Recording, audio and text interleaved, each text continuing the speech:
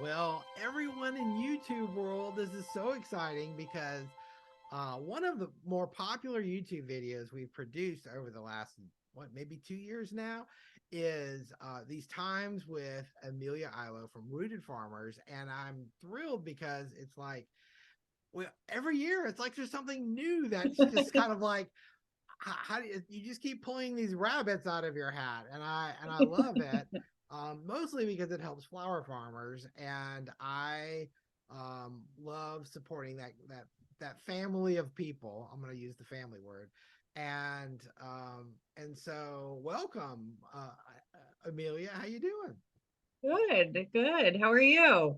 Good, Thanks good. for having me. Yeah, well, I know, for people who are watching, we do have we have two videos, I think, or three videos maybe. I think Two three, from yeah. last year, one for the buyer, one for the farmer that's selling to buyers, that kind of show both sides of this amazing platform. And so I know we're going to touch on that a little bit, but if you really want to see the deep dive on it, you want to hop on over and watch those. Of course, you can do it after we're done now. But also, there are many great podcast episodes with Amelia, with some of the collectives that they work with at Rooted Farmers, with many of the people who use Rooted Farmers, both from the buyer side and from the seller side. So there is some, we've created a lot of great content around this platform. So Amelia, I guess I'm not sure exactly the best place to start, but let's dive in. Yeah, I mean, we can start on the buyer side just to give a little bit of context. I think we've heard a lot of feedback from a lot of folks who have been watching your videos, and they really enjoy being able to kind of get a window into what it looks like and how it works. So I'm happy to share a little bit of context on the buyer side first, and then we can Great. go over and take a look at the grower side if that sounds okay. Yeah. I'll just share my screen here. Well, that's the thing I love about this is people can actually see what we're talking about, Yeah. and just all the features. All Yeah, it's right. really, I think it's really helpful because it's very different from how most people sell flowers. It's not an availability list. It's not like Shopify. And so it's really nice to be able to visualize it. Yeah, absolutely. And I know, and two, I think there's just so many filters and ways to kind of, tweak and twist this program where you can get even more information from it. So, Yeah. so we're on the buyer side now. Yes, so we are on the buyer side, and I think this is so. I guess backing up, if you haven't watched all of our other YouTube videos and have followed our story at all, we got our start. I run a farm in New Hampshire. We're in Zone 4B, and we also run a group of growers here in the Vermont, New Hampshire region, selling down into the kind of greater Boston area. And we really were struggling because we couldn't find a great way to sell our product and do it in a way that didn't eat up all of our free time. Mm, And so right. we were using availability lists and trying to create invoices and then collecting payments or chasing down IOUs. And it was really time consuming and super frustrating because we knew that if we just could free up all of that administrative time, we'd have a lot more time on our hands to kind of do the important work, do the growing, the harvesting, and frankly, just spend more time with family. So that's where this came from, was really kind of being born out of that need to solve our own problem. And then realizing what an impact it had on both the buyers' willingness to really dig in on local, and sellers on, like, both for individual farms and for collectives. Sure. And so that's where we came from.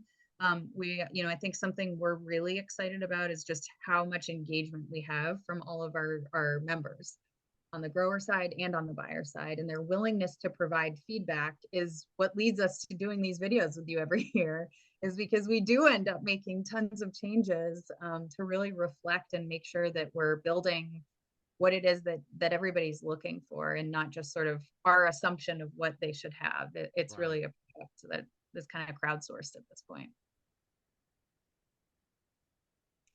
So this is the buyer side. So when we have buyers come in here, they're able to shop. They can shop by farms, so they can see all of the folks that they're connected to. In this case, they've only got that one farm, and they can filter down if they have others.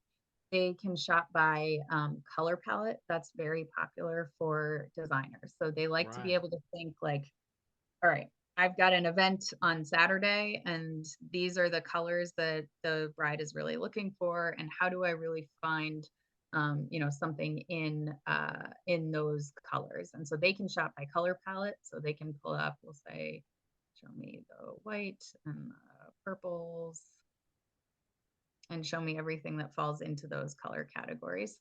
And then they can filter in a way that makes sense to them. They can also look for something specific.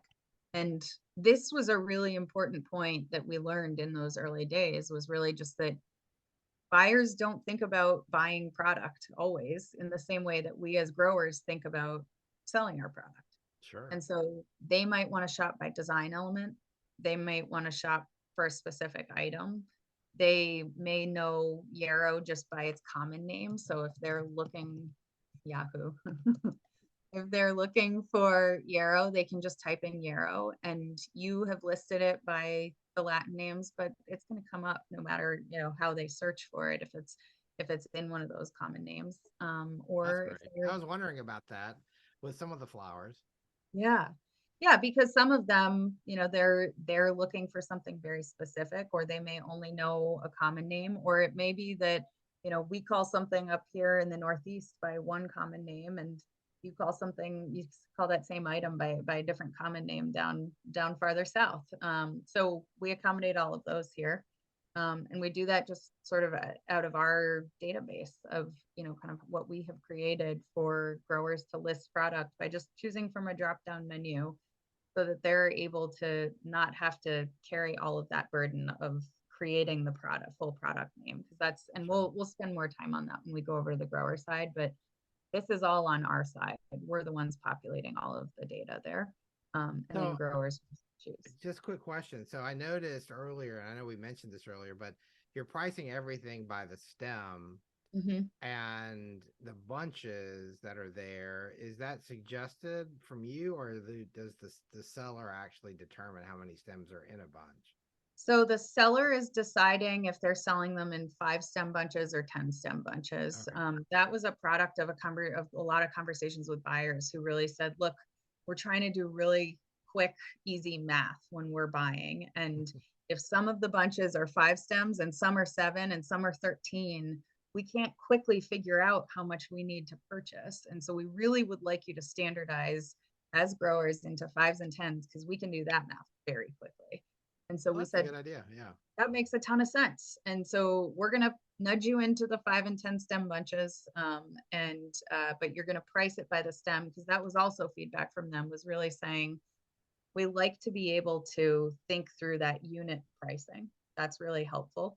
But we also like to be able to purchase in those standard bunches so that we know our quantities.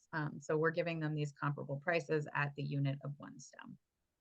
So for this year, majority of the changes really haven't impacted the buyer side, correct? No, Okay. not really on the buyer side. They're a handful, but not meaningful enough that they're probably worth spending a ton of time on a YouTube video over. Okay. But I think on the grower side, we've had a ton of changes. So I'll just kind of show what it looks like here. So let's say that we are looking to buy this yarrow, and we would like a couple of bunches here.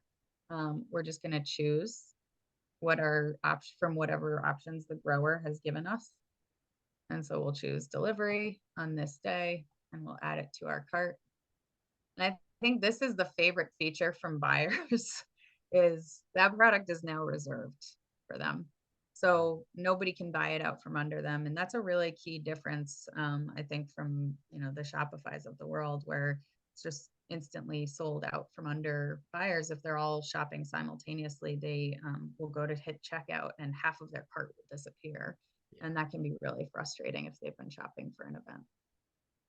Yeah, I have some platforms that I use as a wholesale buyer, and that's a feature that is good to reserve your stuff, but bad if you forget and walk away. Yeah. Yep. but Totally. but when everyone's shopping for the same products, I mean, that's an amazing feature to be able to do that. So Well, so this time's out. So you've got an hour. mhm. So if you walk away, you're going to lose it and it's going to go right back into the grower's inventory. And I will say we've had very few abandoned carts. I think all of last year we had like 7 or 8 abandoned Oh wow, carts that's great. out of lots and lots of orders. So people are not really walking away. So that isn't Set an really, alarm just in case. yeah.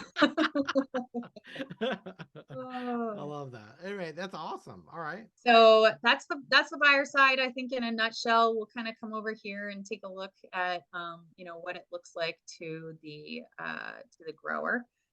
Because from a grower's side, we're really trying to, that end goal is, how do I spend as little time dealing with managing my inventory as possible? Right. Um, and so that's really the goal. Is I don't, my core job should not be, if I'm a grower sitting at my computer or sitting on my phone and creating all these invoices. Like, I want to be able to get my product out there and not have to deal with it again until I'm harvesting. And so that's really what we're looking at here. So as a grower, you come in, you join Rooted, and your first step is to really kind of set up your profile, get your, it's going to work a lot like Etsy in the sense that you're going to set up your store, you set up your profile. We can take a look at that here. You're adding photos, you can share information about your farm, your bio, website, socials, things like that. When are you growing? When are you typically updating your inventory? And then this all is visible to your buyers when they're landing on your profile. So if you share your availability, your store is open, then they're able to go right to your profile and shop right from your profile, just to that pre-filtered list of just your product. So when we're creating products, you're choosing again from that drop down menu. So you're saying, yep, I want to list straight bunches. And then you just start typing whatever it is. So what should we sell? We'll sell some cafes. Sure. Love me a cafe. So we're just gonna pull up cafes, and then you're gonna list your dominant color. So you can choose from any of these presets. I think this is a really fun conversation for us to have with growers. I think you can see where I'm going with this already. I have lived this every year. Yeah. So, I think especially when we get into any of the red tones, there's this desire to like be super, super, super specific, which I totally appreciate. And also your buyers are not going to have the same interpretation of however you've named that shade of pink as you are. And so, we really are challenging you to think, as broadly as you possibly can about colors, because what's happening is this color is getting used on the buyer side for how they're filtering. And so if your cafes are mostly blush, but sometimes have some ivory in them, you list them as blush, and then you share in here, can range from ivory to lavender. Lavender. And then that's what your description field is for, is to add. So if you've got like a bicolor flower, it's mostly like I don't know, there are some like raspberry Sunday peonies. They're a light pink, but they've got that magenta kind of splash in the center. Yeah. You share that in your description field, and that really helps your buyers, and they're kind of combing through that on their side to see, well, does this, I'm going to blow up the picture and I'm going to read the description, and is this really matching what I'm looking for? Then you're going to list out your price by stem. And again, you're pricing it by the stem, and then we're automatically calculating the bunch price based on how many stems per bunch you're selling it at. You're going to share a range for your stem length, and this is really critical to contextualize price for buyers. Your 6-inch cuts of anemones should not be priced the same way that your 14-inch cuts are, and buyers will know the difference when they're purchasing. And so that is really critical for them to have some expectation there. If they're expecting all of your anemones to be the same, they're all the same price and they're expecting them to all look the same, and you show up with, a bunch of shorts and a bunch of the taller ones, that's going to be not a great experience for those buyers. I think they're going to be frustrated. So, well, do you suggest creating separate categories for like dahlias short, medium, tall? I mean, I'm just maybe not yeah, dahlias is not a good example, but then you just have three categories, and that way you can have maybe the yep, price reflected in the stem length, and they can trust that they're going to get yeah, that kind of grading. definitely, because they're different products, right? Like a 6-inch stem is just categorically different from a 14-inch stem, Oh and yeah, it gets used for completely different purposes at its endpoint, and it's just not as versatile. And so you should be pricing that into your product. Um, so you share your stem length range here, and then you can use these fields. You don't have to. I really only use bloom size for dahlias because it's hard to tell, especially if florists aren't familiar with a particular cultivar, like it's hard to tell right. scale from a photo. And so really sharing that kind of range for them can be really helpful as they're shopping. You can add an image here. We do encourage you to really use your own images. We do see some growers using like Johnny's stock photos, but buyers don't like that. They really want to see, your actual product. They don't want to know what it's supposed to look like. They want to know what it actually looks Yeah. like. And so we really want you to be using your own photos here. Well, especially because I think sometimes the real photos might actually look better. I mean, it's kind Yeah, of a shortcut, but I'm like, your flowers are gonna look better than some stock definitely. photo. So Definitely. yeah, Yeah. And if anybody's ever, we've got some really great resources on our blog here. Um, so I would just say, come on in here and take a look. This is an article that we wrote about photographing flowers for wholesale. It's just a different type of photography than typically what you're putting up on Instagram. You're really wanting to opt into product photography. This is the exact same Sorrento on the same day, photographed in two very different ways. And if I'm a buyer, I'm a lot more comfortable purchasing this. I know what I'm getting than purchasing this. right. And so your photography really matters. So hop over to our website. That's free. It's right up there for you. Yeah, and there's some great blog content there. I mean, you guys do a great job with that. So Yeah. Yeah, it's we try to put resources out there that are just going to be really kind of helpful and easy to read for anybody. So definitely encourage you to take a look. Um, and then as you're listing out in terms of your bunches. So this is where you kind of get to a place of saying, okay, maybe I'm going to create all my listings in the wintertime, and then I'm going to go and just kind of update the quantities. So you can always just save this here as, not being ready to sell. You don't have dates. You don't need to put those in yet because you're just going through and kind of batch creating a bunch of listings. And then once you get into your season, you're just going through and editing your availability dates and quantities. And so you can just hop right in here and say, yep, I'm selling, I've got 7 bunches available, and this is my availability for the next, week or week and a half, or whatever range you want to be offering product for. But it's typically finding that weekly cycle, because that's what designers are used to, is they want that regular cadence. If you're offering product on a different day every week, that gives the appearance of kind of being unreliable, and buyers really are looking for consistency when they're ordering from local farms. that's a great point. So from here, I think I'm happy to answer questions. If you have any questions, I can also just kind of point out, some of our fun new tools for this year. I'll pull Well, I'm up. curious of a couple things real quick.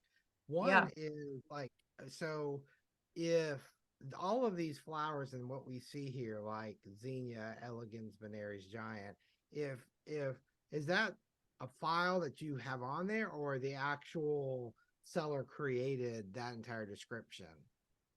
So anything up here is automatically populated because we created that. So we're giving you a whole lot of background information on the flower. So we're putting into our system, we've got the genus and the species and the series or the cultivar, all the common names, all of the design elements that are tied to that flower. We have ethylene sensitivity, cooler sensitivity, and essentially like anywhere that you could possibly think of a buyer really wanting to have more information and be able to filter on it too and search on it, but you just don't want to spend the time building that. We build all of that. And so you're just, when you choose a flower, you're choosing Ben-Re's Giant, but you get the benefit of all that background information that goes out there. Great. I mean, that's such a time saver. I know, because I feel like sometimes when farmers who may not be, they're great at growing, they're great at so many things, and maybe they just kind of, tech is just a headache to them. And Yeah. the more benefits there are, like just streamlining this load in process, I think the better. Yeah. So that's awesome. Yeah. And it also is nice because then it's just there. You build it once and it's there forever. You don't Yeah, ever have to go back in there. So you just close maintenance. down your shop for the winter and you open it back up and you've got all your stuff. So you really don't have any more work unless you're growing more things, which I think we're all guilty of, just buying too many seeds. Man, nobody's ever growing anything new or exciting or. Well, so, I think something that you and I have talked about on our podcast is pricing, Yes. which we, if you haven't listened to Scott's couple of podcasts with Kimby Decker from Missouri, I think they're really worthwhile to go back and listen to, just to hear sort of the evolution of how their farm has kind of grown into pricing flowers. But I think, we look at this predicament that a lot of growers are in, of trying to like comb through lots of wholesale lists and look at the Boston terminal pricing and try to deduce, okay, given all of these different inputs, what should I price my product at? What should I price my zinnias at? And then even after all of that, it still feels a little bit like finger in the wind, like, let me see if I can figure this out. And so that's why we built this rooted range pricing tool. Now, this, I will say, this is a pro tool. So this is not part of the base subscription package, the essential subscription package. This is part of that bumped up pro tier. But we're still trying to keep it at an accessible price point for folks. And I know you've got a really great coupon code for your listeners. Yes, So we we'll share do. that later on. But this is the goal here, as you're saying, I've got very long stems on these zinnias. I think I'm pricing around $1.30. How do I feel like, what are the markets kind of bearing on these flowers broadly? Let me take a look at what the rooted range is. And so we can really dial in here and say, what is this selling at? Like across the country, what are we generally seeing people pricing and selling, and how has that shifted over time? Which I think is just it's a game changer, right? Like this isn't this isn't the sort of thing that we as growers are able to easily kind of pull together a representative sample of data and say, yep, this looks like it's kind of where most prices are falling. Whereas here, we're actually able to look at that sort of evolution over time. So we can see the difference from 2021, where most sales were in the $1 to $1 stem range on Ben-Re's Giant. And then as we got into 2022, we saw that range really increase. And the median price here was $1, and it's gone up to $1.10.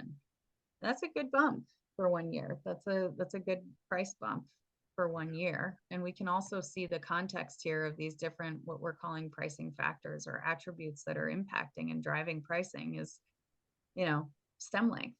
What is expected there? And how do I fit within that? So if I'm really at, 20-inch stems, then probably $1.30 isn't that far out of range. This Right. is, I'm able to really kind of get that confidence. Well, especially that variety. I mean, usually the longer the stem, the bigger the flower. I mean, it usually does correlate a little bit.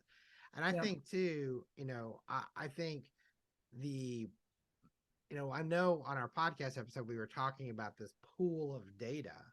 And as you get more data, then this tool even just grows in its value because you're getting Yeah. more accurate numbers.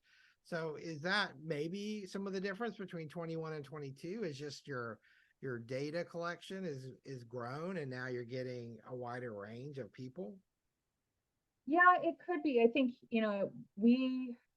we saw pretty, even if we just compare the same cohort, so same sales, same store sales is basically the metric that we look at. So if you look at this, a group of the same sellers from 2021 to 2022, Mm-hmm. selling the exact same product. So you're trying to isolate the variable. You don't want to look at, how might this be affected by all of these other factors. If we look at just the same store sales for the same products, we're still seeing those huge increases. So, um, could it be, that we're seeing a broader distribution here because of the increase in sales? Sure. Also, it's not different from what we see when we look at those same store sales. Okay. Um, so I wouldn't say it's a meaningful contributor to an increase there. So, and one other thing I'm curious about is if a farmer is selling, let's say, direct to consumer at a market, Yeah. that's not impacted in any of No. this because those sellers aren't using rooted. Well, they could Well, they be. could, yeah. We actually, yeah, so we don't factor in retail sales here. We are only looking Okay, at wholesale. This is a wholesale price tool. Um, Generally, if you're selling retail, you should not be selling at the same price as you're selling wholesale. thank you for You saying should that. be, you should be marking that product up. And I think we look at it, as, all right, how do we mark up bouquets versus bulk buckets versus straight bunches? But Sure. all of them should be marked up. They should not be priced the same to your florists and wholesale buyers as they are to your farmers. Well, that's even better because now it's kind of like, I mean, I know just doing interviews with people over the years and talking like in the recent interview with Kimby, it's Yeah. like, you know, a lot of times, growers just aren't confident what they should charge. And understanding the quality, like in this case, these longer stems, Yeah. and then understanding there's a correlation between that and the price is huge. And seeing kind of these averages. I mean, obviously you see some that are, out of range below and out of range above, Yep. but those might be special markets or special places, you don't, Yep. you never know. But when you see the general population is that broader, I don't know. I just think it's great because I feel like it gives people confidence, in what Yeah. what they feel like they should charge for it. So It definitely does. And I think it's really helpful because you are still seeing, there are cases where it should be priced a lot lower. There are cases where that does make sense. And so this is just a reminder that, there are data points down here. We are going to get rid of that sort of those outliers that are maybe mistakes or they're maybe, just so far out of the distribution that they really should not be considered for sure. the purposes of the evaluation here. But we built this just working with agricultural economists who study market pricing of agricultural products and really trying to understand what is the best way for us to visualize these data sets that are for products where we really haven't had that before. We Mhm. really haven't seen anything like this in the market before, and people are Right. so hungry for pricing data.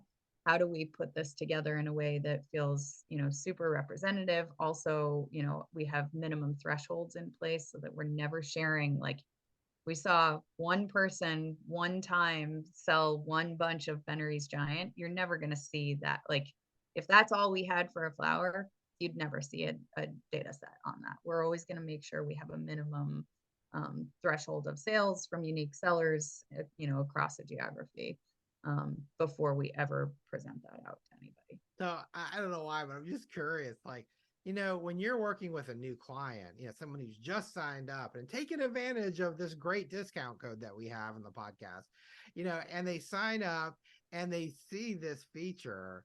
I mean, I'm just kind of curious what their first reaction is to this. I think it really depends. I think, it depends on how long they've been selling wholesale. It depends on what their benchmarks have been in the past. Um, it depends on what their local market looks like. Like, Sure. in other words, do they have a community of growers that they are talking with and they're thinking about pricing sort of collaboratively so that they're not undercutting each other?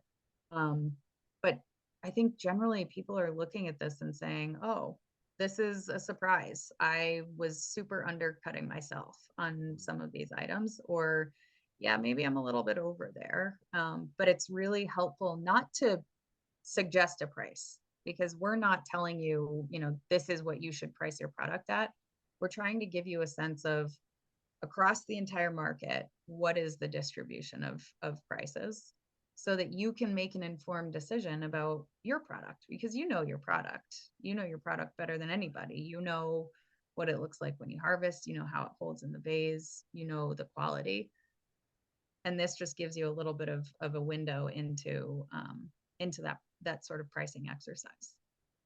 So the $1, like on this example where it says $1 per stem is the median price, Yep. is that a combination of all of the data over the couple years, or is that Yep. So that's the all years median. okay? So if we look in aggregate, if you want to look at just 2022, you can see the median price here.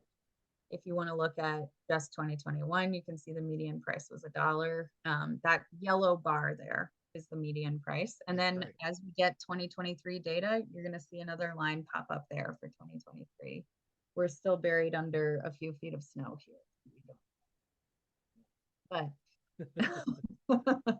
but as we get flowers going in 2023, you'll see that line pop up. That's great. All right. Yeah. Yeah. So that's our fun pricing tool. The Pro package also comes with a lot of robust analytics, but we can go back to that in a little bit. I think for now, maybe we'll hop over and take a look at orders, if that sounds good. It sounds great. I know I'm getting So really jealous because on some of these photographs, I'm like, oh, I want to buy this now. And of course, it's not time yet. But anyway, not yet, no zinnias yet. Um, Although you'll get them before we do. You're much farther south. So this is what your orders page looks like. So you're getting orders that are coming in. You can see kind of these date stamps. Now remember, we're playing with fake data here. So these are not real orders. We don't want to do anything in the real system. These are all pretend buyers, pretend orders, and pretend data.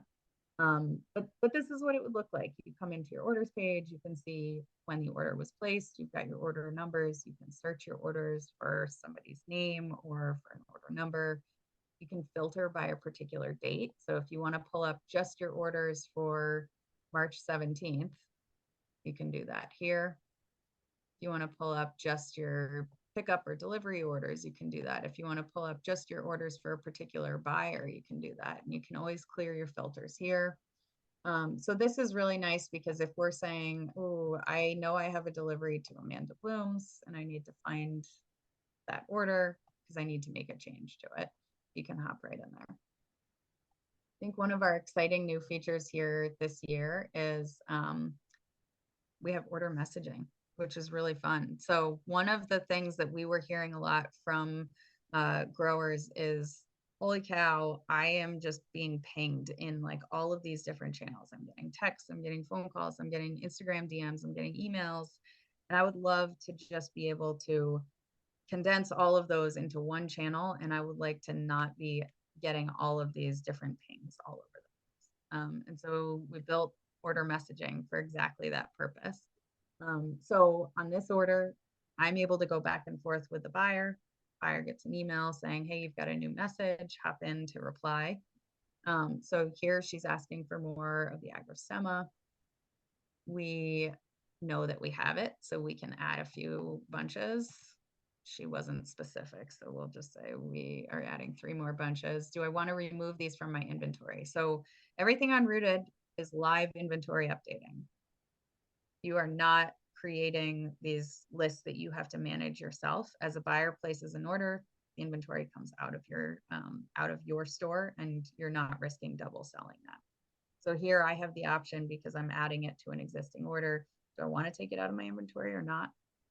I'm just going to say no, because we'll say I'm just doing an extra harvest. And now I've got my audit trail, I've got my track changes here, and I've added those bunches to her order. I'll say I've got this kind of status update that I updated the order and at what time. Yes, just added 3 more bunches. And then we sent a message, and now it's all right there. And I'm not going back and forth on my Instagram DMs trying to keep track of everything. Okay, so then all of this is on the platform right there on their order. So it's, I mean, it's kind of like you can see everything in one place. Yeah. Yeah, that's Yeah. great. And then if they have questions and they come back to you next week and they're like, hey, what happened to that agrosema? I thought I only ordered 2 bunches. And you can say, that's a great question. Actually, remember when you sent me a message saying you wanted more, and I added 3 more bunches to your order. And now you've got that paper trail to be able to point back to, so that you're not trying to Yeah. keep everything in your brain. Because at the end of the day, everything that you're keeping in your brain just contributes to burnout. It's just you having to manage all of these things that you don't need to keep in your brain. Like, you can release that, let it go. Let it go, Elsa. But but just throw it in here, and then you don't have to deal with it anymore. I love that. That's great. Yeah.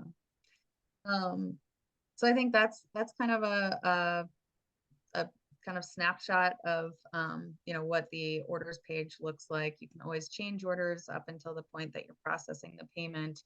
You can always add notes here. So if you want to add private notes that are not visible to your buyers, you can do that. You can change your dates. You can change the cards on file.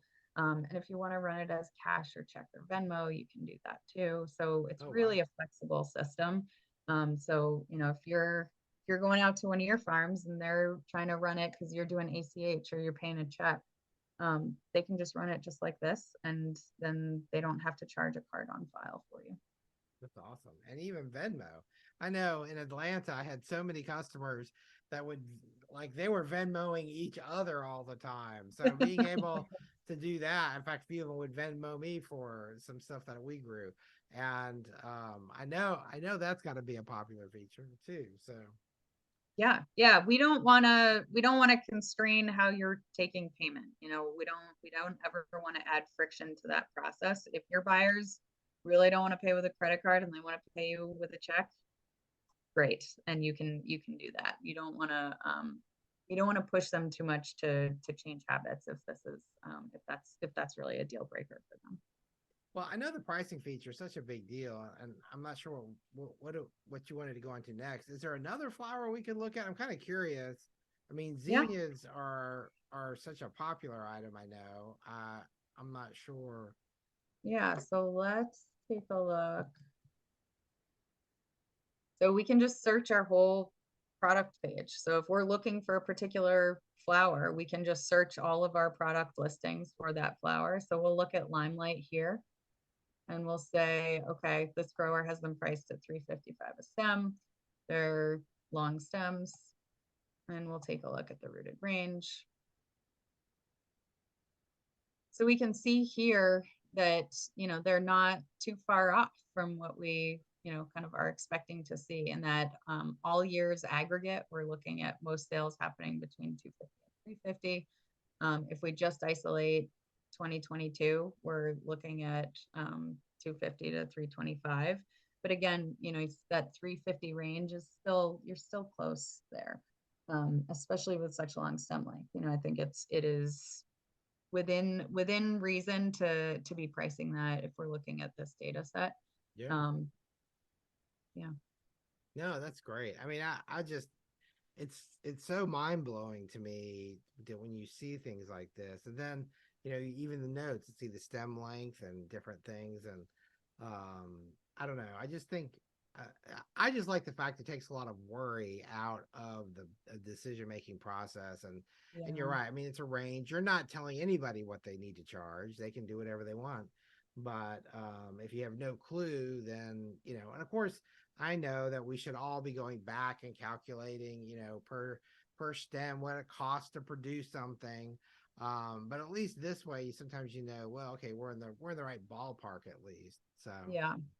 Yeah, and you can get a sense for kind of, across different types of cultivars, across different within zinnias. How do I look at Oklahoma different from Queens or Bennery's Giant? Yeah, that's a Because they're great not the point. same. So, it gives you the ability to look at a very high level if you just want to look at like across all the zinnias or down to the very granular level, assuming we have the data. If you're growing something new that we've never seen before, you're going to get a kind of that genus level assessment of prices. We're not going to give you cultivar level data if we don't have sufficient data to really confidently say, yep, here's what it looks like.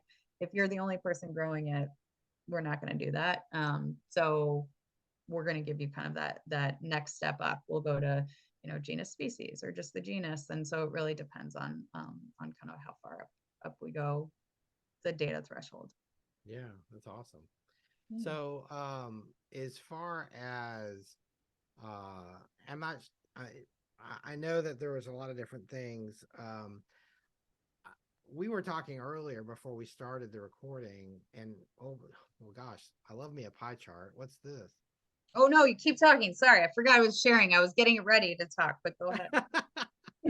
So no, I just feel like, one of the things that I think is a feature that I know we haven't really talked about, and it's not a new feature, but being able to update these availability lists for people to get away from that drama behind the availability list. I think being able to do it all in one place is so easy and convenient. And I don't know.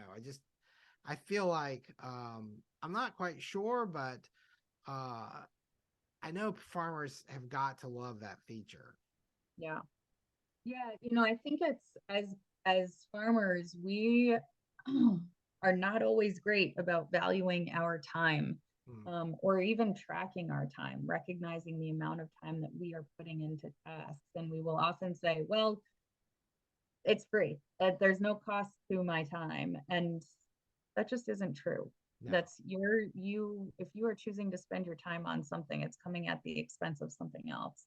And there's a cost to that. That's a trade-off that you're making. And so I think that is the sort of realization that I think growers have after they spend a couple weeks on the platform selling, and they're like, holy cow, I am not sitting up at 2 o'clock in the morning updating my availability list anymore and like sending out another email to my buyers to share updated quantities. Like I am not having to do all these things manually. And it's really nice for them to be able to kind of recapture some of that brain space and recapture their Yes. time, whether they want to direct it into, away from availability lists management and into harvesting or buying, getting more buyers on board and building those relationships, or spending more time with your kids and, going to the library or doing something that's just a lot more enjoyable to sort of reclaim your personal life.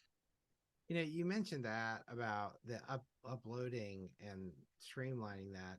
I'm curious from the buyer side when they do that, are notifications pushed out to potential buyers, or is that one of those things? Is that part of the messaging feature?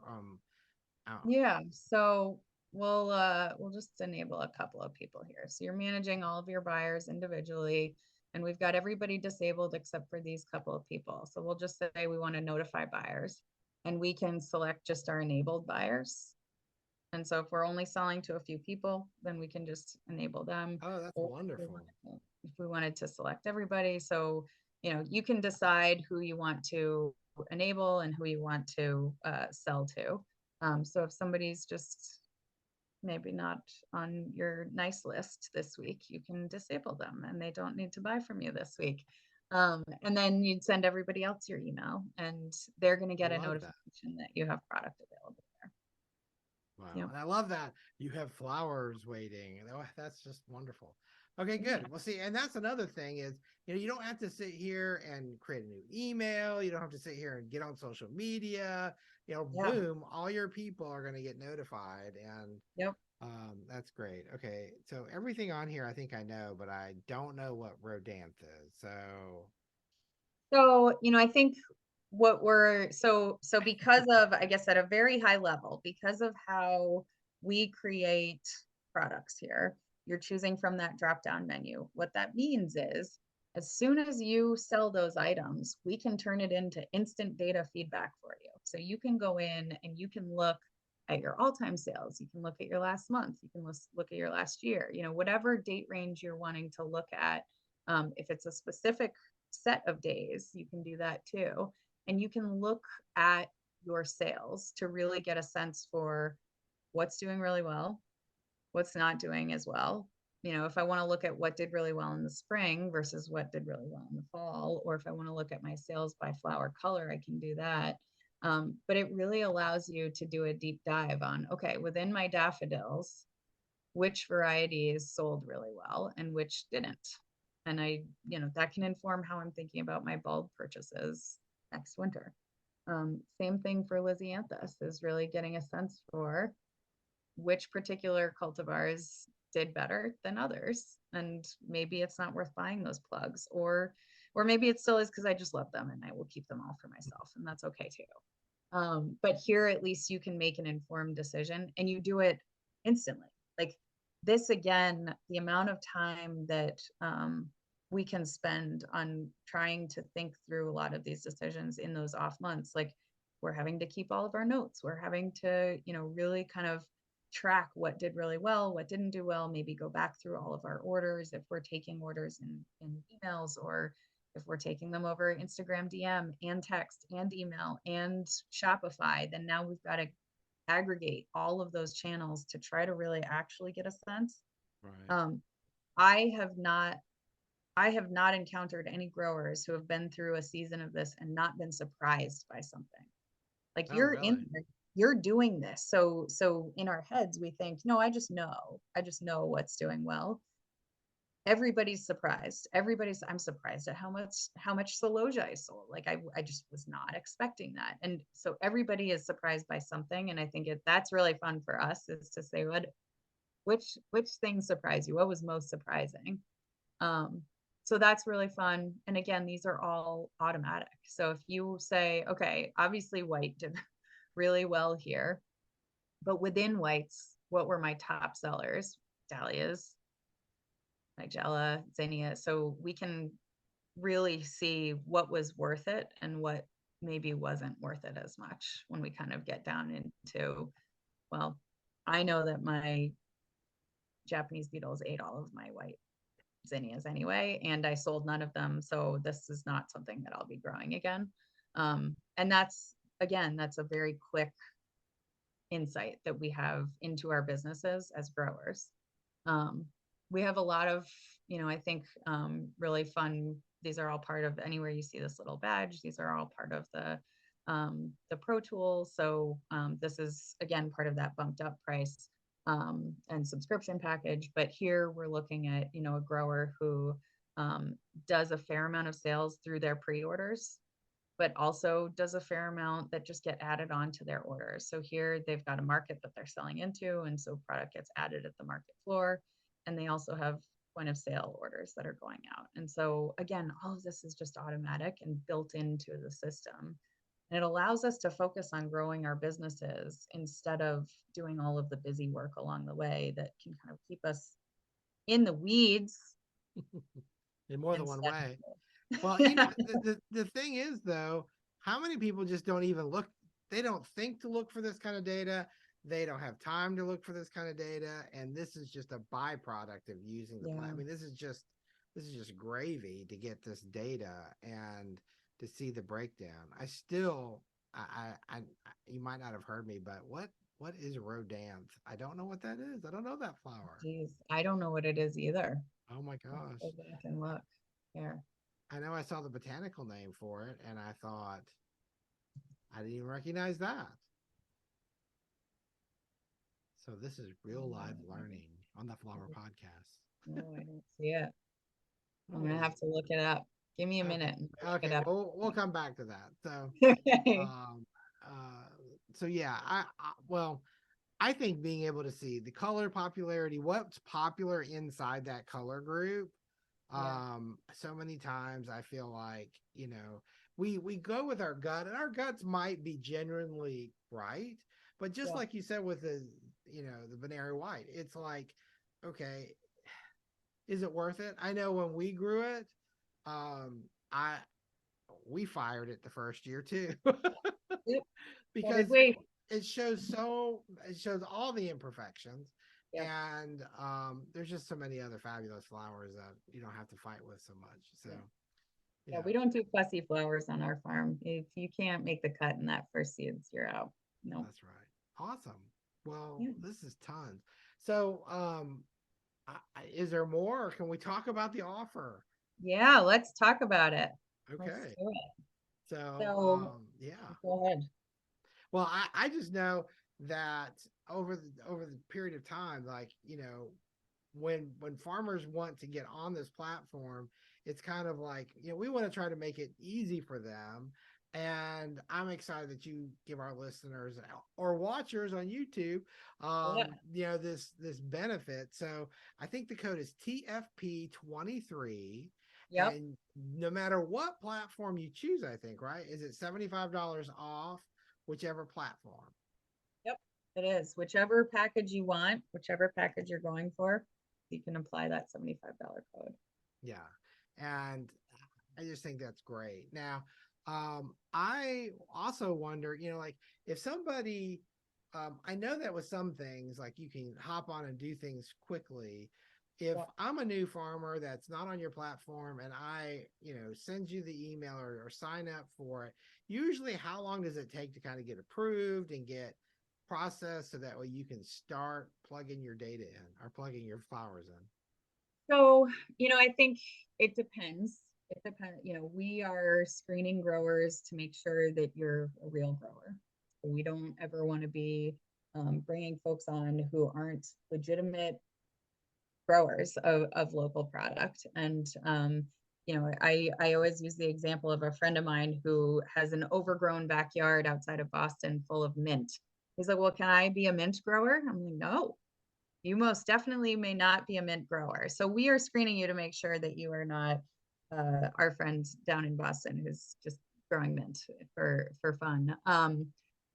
You we really are looking for folks who have wholesale selling experience because our buyers really have the expectation that they're coming into a space where there are kind of minimum quality standards. And so we are screening for that. And it's not to say that it's a hard no if you haven't sold wholesale before, but we do have a lot of follow up that we are looking for if that is not the case. And so if you have been growing and selling for years and you're just kind of switching platforms, that's a pretty quick process, and we turn those applications around in a day or two. We try for, but can be up to a few days or a week. For buyers, I think same sort of question is we're trying to make sure that we're only bringing on legitimate wholesale buyers. We don't want to be bringing on folks who just want discounted prices for their flowers as wholesale buyers. And so as long as you're a real business and we're going through that screening process, we're turning those around daily too. Um, but again, it really depends on how much you populate your application, or if you leave it blank and type in, I'll fill this in later, we're not gonna be able to process that quickly. Oh, that's a good point, because then a lot of times people skip things, and all Yeah. that skipping just slows down the process. Well, Amelia, I appreciate this so much. I can't wait. I know, and we haven't even talked about um like cooperatives and people like that use this platform for this Yeah. also purpose. We did have an episode with two great co-ops and collectives last fall that love Yeah. this platform, and there's a lot of great possibilities. And I know if somebody's interested in creating one, I know as we wrap up here, should they reach out differently or send an email, or how are you guys working with them this year? Because I know last year that was really a focus for you guys. Yeah, we I would say send us an email if you're thinking about starting a collective and you're really kind of in the real stages of starting it. If you're still just sort of thinking about it, you can take a look at our website. We've got a lot of really helpful information there for collectives that can really get you started. And you can take a look at our blog too. Again, we have a lot of great articles there about working within collectives and opportunities for collectives. So I would say take a look there. But if you are running a collective now and you're looking at making a change, shoot us an email, just reach out at rootedfarmers.com. And we can set up some time to talk, because that is a little bit of a different process than what our growers and buyers go through. Well, Amelia, Rhodanthe it looks like Rhodanthe is some sort of daisy, paper daisy of some kind. Oh, yes, I do know what that is. I just never heard it called that before. I always hear it called paper daisies. I know, Yeah, it is, that is its Latin name. So well, it wouldn't be the flower podcast without learning a new flower, right? So there you go. There is our flower of the day. There you go. Anyway, thanks so much, Amelia. Thank you, Scott. It's been fun chatting.